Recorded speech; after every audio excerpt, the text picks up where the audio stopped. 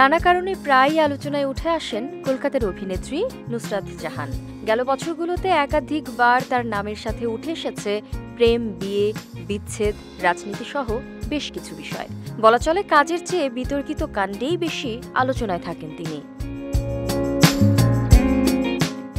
2021 সালে প্রথম সন্তানের মা হন নুসরাত, কিন্তু সন্তানের খবর জানালেও সে সময়ে ছেলের মুখ দেখাননি তিনি।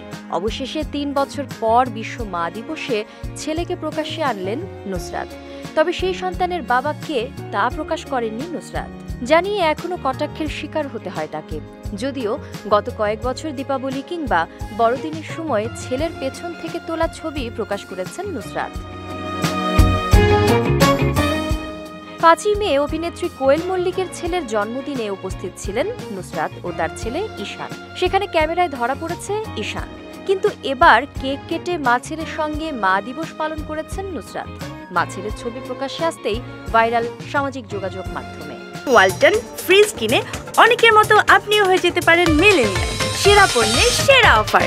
সাদা টি শার্ট পরে মুখে আঙ্গুল দিয়ে মায়ের কোলে বসা ছোট্ট ঈশান, ছেলে হুবহু বাবার ফটোকপি, এমনটাই বলছেন নেটিজেনরা। করোনা লকডাউন চলাকালীন 2021 সালে জানা যায় নুসরাত অন্তঃসত্ত্বা।